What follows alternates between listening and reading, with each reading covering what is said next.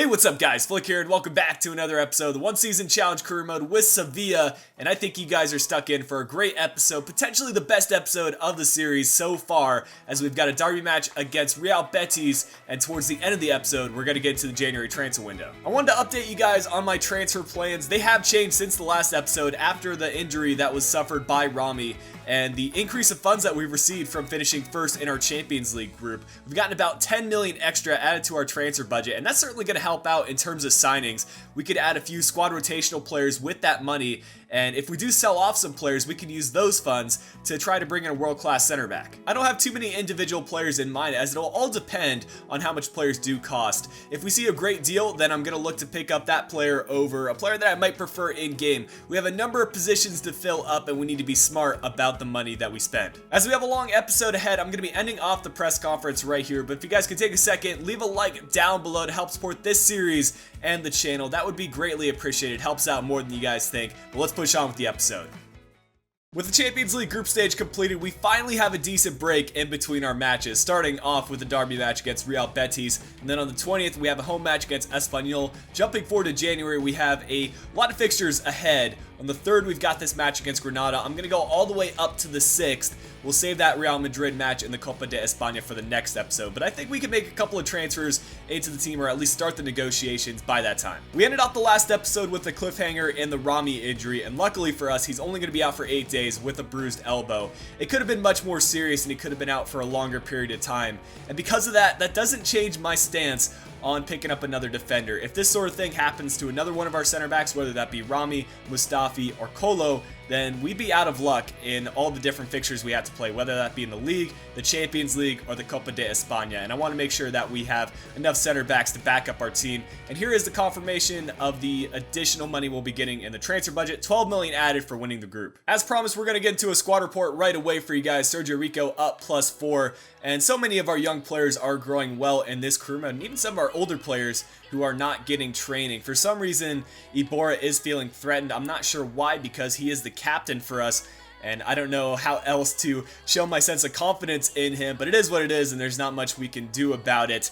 But overall, player growth is going very well because we have a young Sevilla team. That's one of the many benefits we do have. I want to give you guys an update on the Thiago injury because a few of you have been asking. He'll be 100% fit in about 5 weeks' time. And to be fair, we've done all right without him. Our other center mids have stepped up while he's been gone. Since the Rami injury in the last episode, I have added a number of center backs to the short list. A couple of these guys are younger players who we could look to pick up on loan. A few of them are a bit more established. And I've really only gone after Spanish and La Liga center backs. If you guys have any other players in mind, feel free to put those in the comment section, because of course the transfer window won't just be in today's episode. It'll probably be in today's episode, the next episode, and even the episode after that. But I'll quickly talk about my targets and which ones I'm most interested in. I think my number one target is going to be Inigo Martinez. I saw something pop up in the news section saying he doesn't want to fulfill his contract, and he's exactly what I'm looking for in a center back. 80 rated, 24 years old, so still relatively young. He's got the pace. I think he could pair up quite well with Mustafi or Rami. With all that transfer news out of the way, I think it's about time that we get into the derby match against Real Betis. And this is the team I have chosen. A lot of our players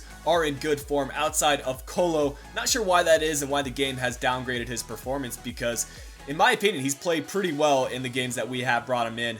But the rest of our players need to step up in this game. Gonzo and Ben Yedder are on fire, and I need them to put in a good performance today. Here's the starting 11 for Real Betis. There's a lot of name recognition for their starting lineup, but we've made moves on our own right in La Liga. The likes of Ben Yedder is among the top goal scorers in La Liga, and Gonzo's right up there as well.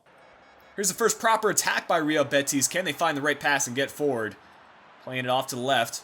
This is going to stay in bounds. Ruben Castro playing inside to Molina. Mustafi putting in a leg, but it still ends up with Real Betis, and it's 1-0.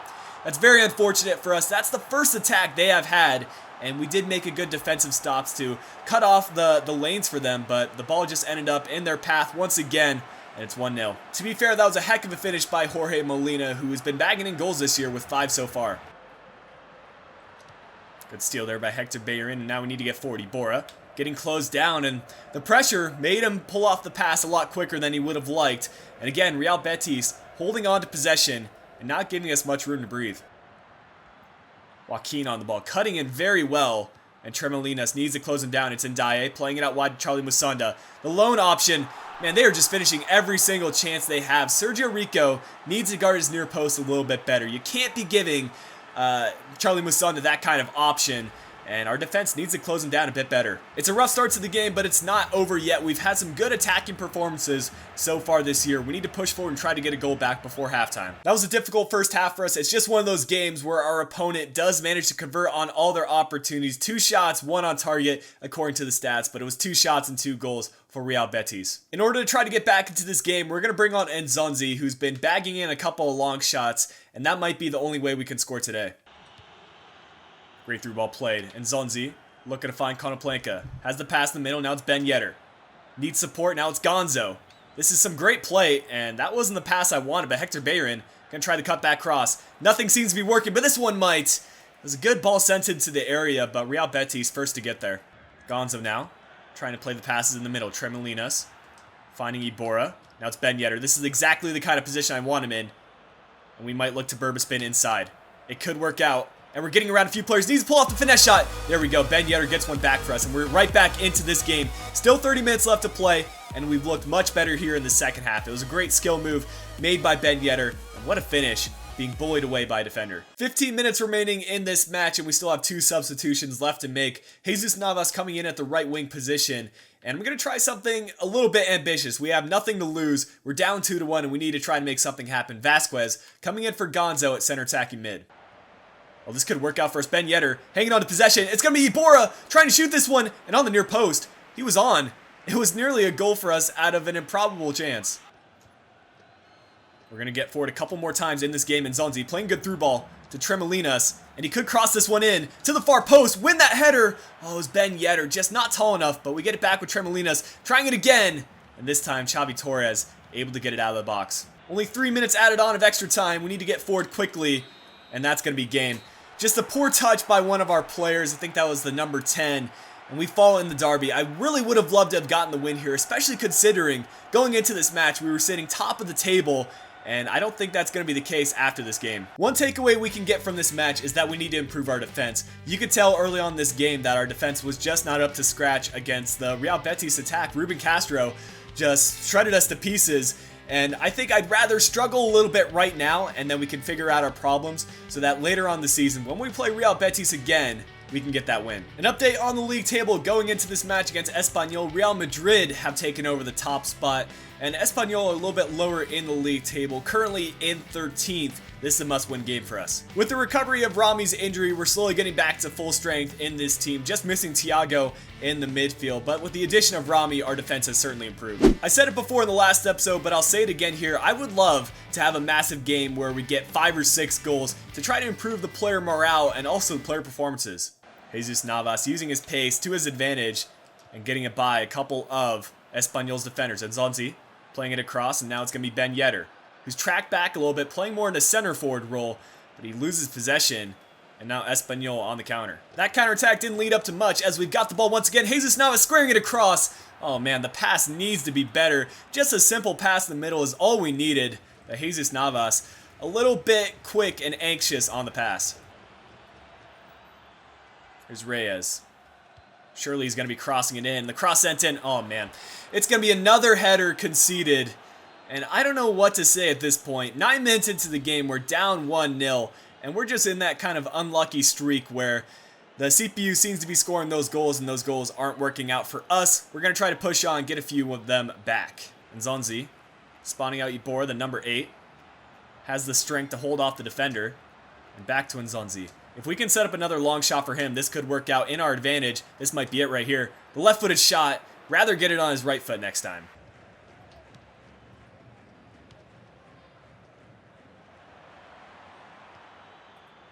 Don't be a second one, please. Our defense, I don't know what to say, guys. I feel like we're defending all right, but maybe it's because we're pushing up too far. We just don't have enough players back. But Espanyol converting on their second chance in the game. The CPU is just clinical with their finishing today, and our struggles push on. Similar to the last match, we're down 2-0 at halftime, and again, we're lacking in the shots department. We need to just try out some more ambitious shots and get some on target. We'll take in the throw in, and Espanyol, lots of pressure coming from them, but Konoplyanka hanging on to possession. We're going to work it around. And Nzonzi, one more pass. We've got the right side wide open. Jesus Navas, near post finesse shot. It needs to work out for us. And it's right at the keeper. 30 minutes left in this match, still waiting for someone to step up and score a goal for us. Kiyotake will be coming on for Gonzo. We're going to have Kronavitter coming in for Ibora. And finally, we're going to give Luciano Vietto a shot. I know it sounds crazy, but I'll be taking Ben Yedder off. That's a poor distribution by the keeper. And suddenly, we've got players forward. Konoplyanka able to find Vietto. And off to the right wing. It's going to be Kronavitter. Needs to cut this back inside somehow. Needs someone to get open. That's a good ball played. And we get a little bit lucky there. A couple deflections happening inside the box, but Luciano Vietto manages to get us a goal back. And this is about the same time we scored in the last match. Maybe this time we can get another one and get a draw out of it. That's an error. They were trying to get rid of the ball, but now we've got Kronavitter on the ball, waiting for help to come to him. And Tremolinas running this down the left wing. We're going to play it backwards and work it around once again. Kronavitter playing in the middle. Kiyotake over to Nzondi. Could he bang in a long shot for us here? It's a deflection, and again, Espanyol cleared away.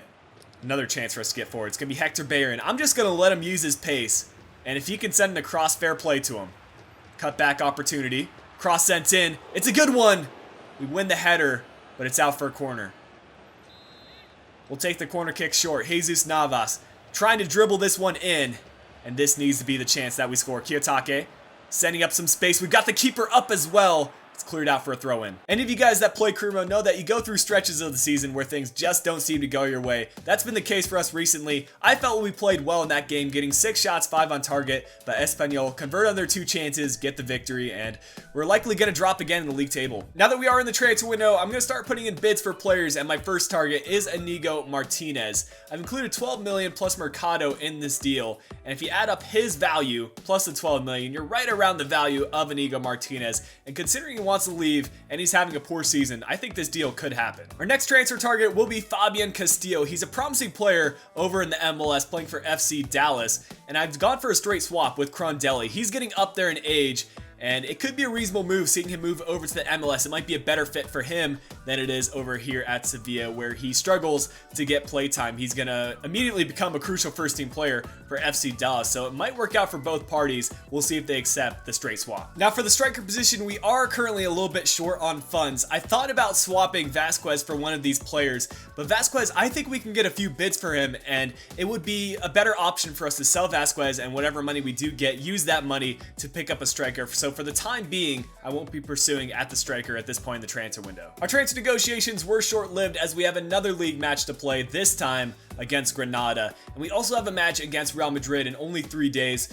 That's going to be the Domestic Cup. So I filled out the team with a few squad rotational players, and I've chosen to go with Ruben Blanco over Sergio Rico for this match. Sergio Rico hasn't had a great episode today, and Ruben Blanco is coming off a decent performance in the Domestic Cup. Despite a subpar run of matches, we are still very much in the hunt for that top spot in La Liga. All we need to do is turn that around, get a couple of wins, and we'll be right back up at the top. Here's the starting lineup for Granada. They've gone with a 4-4-2 defensive sort of formation.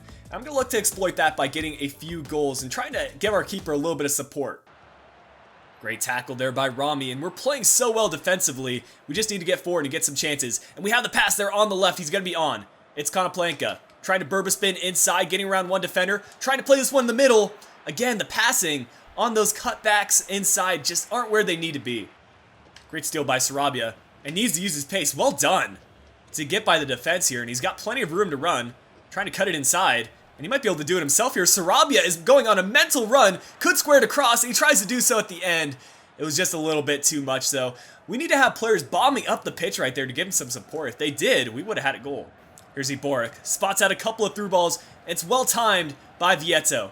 Now Konoplyanka on the wing, just using some LT-RT dribbling to cut this one inside. Good square cross, Kronavitter with the shot, but it's blocked by Lopez. Well done to win a header. Vietto finding Kronavitter, and we might have a chance here at the end of the match as we just get into extra time. Konoplyanka, Burba spinning inside, trying to play through ball, finesse shot on the near post, and it's 1-0. Finally, we get a goal, and that was some great build-up play. Konoplyanka using the Burba spin effectively, and then a perfectly picked out through ball. Luciano Vietto, clinical finish. Well done by the boys. That late goal by Vietto has completely changed how we're going to approach the second half. Granada, I'm assuming, are going to start pushing forward, and once they do so, we're going to look to get on the counterattack, try to make it 2 or 3-0. That might be a mistake defensively. Fran Rico, the captain for Granada, playing it forward. We get a couple of blocks in. Kronavitter trying to get it away, And we just can't seem to get it cleared, but Ruben Blanco pulls off a save. That's something Sergio Rico can't do today. Just head this one back to the keeper. We lose it. El Aribi playing it through, and it's going to be 1-1. We collapsed defensively. I've gone defensive for this entire second half, but too many of our players push forward and we make that mistake. Now we need to get another goal. I think it's a safe bet to bring on some of our first team players in Jesus Navas at the right wing position, and also, of course, Ben Yedder at striker. We'll try the long corner kick. Konoplanka to send it in. Let's win this one, boys. Kranjevic gets a piece of it, and he's gonna get fouled inside the box. Couple deflections on the shot, and eventually it's collected by Fernandez. Let's just win this header and get forward. Well done by Rami to win it. And we might have a chance with Franco Vasquez. Playing it to Konoplanka. We had Ben Yedder on the left, but instead we're going to play it over to Kranjevic. Trying to find the pass in the middle. Nearly gets it taken away. Ref, don't you dare call the full-time whistle. And we still got it with Escudero. Could bang in a long shot from here. He's going to try it, and it's well over the bar. We probably shouldn't have taken that with our fullback. The match does end at a draw. At least we get a point out of this match. We had some sort of improvement in this game. Not getting too many shots, but Ruben Blanco had a good game, and he's the reason why this match stayed at 1-1, and we managed to at least get 1 point out of this episode. And looking at the recent run of form from some of the other teams near the top of the table, we'll still be within reaching distance of them. But the episode's not done here, guys. We still have 2 or 3 days left to go till that Real Madrid match. In those days, we're going to try to make some transfers happen. We've got initial responses back from FC Dallas and Real Sociedad, and I'm glad to hear that Dallas are interested in Crondelli. As long as we increase the cash sum to roughly 5.8 million, they are willing to let Fabian Castillo go. And I think that's a fair shout because Castillo's value is 10.5 million. Crondelli, if I remember right, is about 6 million. So we're not going to give that full 5.8 million, but we will be giving 3 million on top of Crondelli. Well, guys, I know we haven't been able to get too much transfer negotiations going, but we have good news to close out the episode. Our senior physiotherapist has given clearance to Thiago to return back into the first team, and we're going to try to ease him back in because I don't want to risk another injury. And to be fair, our other center mids have stepped up while he has been gone. But we've got the next episode to look forward to, and hopefully we will make some signings in that episode. But for today, that's going to wrap things up for the Sevilla career mode. If you have enjoyed the episode today, make sure you drop a like down below. Subscribe if you are new to the channel. And of course, I do have links to my Twitter, Instagram, and Twitch down in the description below. But until next time, this has been Felix. I'll be talking to you guys again soon.